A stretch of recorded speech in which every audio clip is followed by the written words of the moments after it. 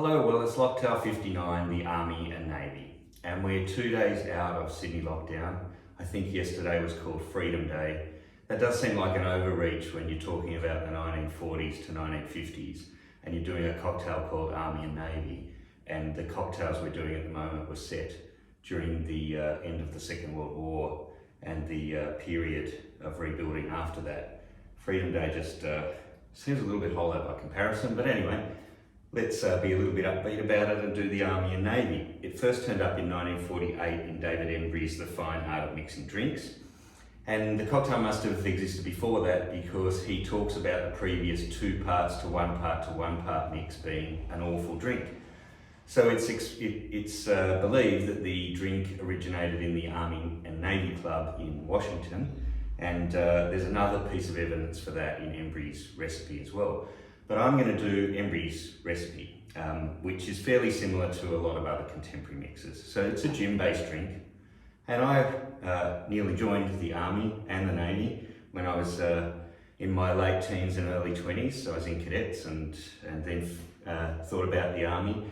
Haven't served, but I think in respect of the Navy part of this drink, we should use Navy strength gin. So I'm using this Wolf Lane Navy strength from Cairns, which is a great drink. Now what we want is 60 mils of gin. You don't have to use Navy strength, but you know, it's the Army and Navy cocktail after all.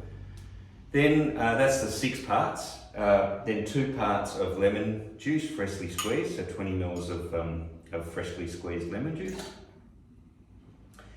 And then I'm not sure how the Army part comes about because these are not really ingredients you would expect, but orgeat syrup's more at home in tiki cocktails.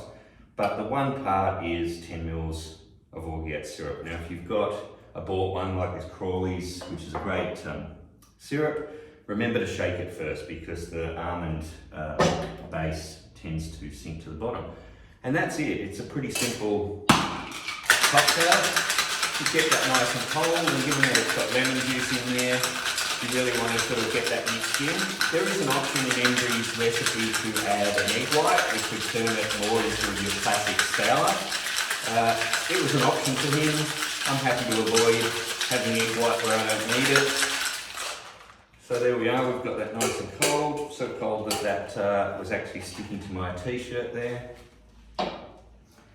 And then this is a double strain cocktail. I just squeezed that lemon juice there and it has a little bit of pith and I think maybe even a couple of seeds in there. So we just make sure we capture all of that as well as any ice, chips.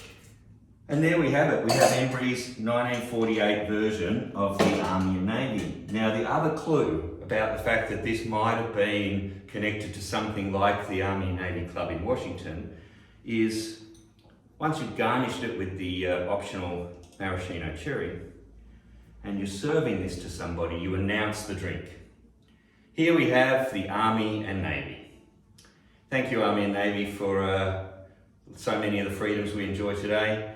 I guess getting out of lockdown does feel a little bit like being free, even if we are checking in everywhere we go. But I'm going to do the next cocktail, which is my final one from the World War II pre-1950s bracket, also down in this 1888 basement. It's another one with probably even more military origins than just the name. So I'm going to do the bee's knees next, and that certainly has some history connected to the Second World War.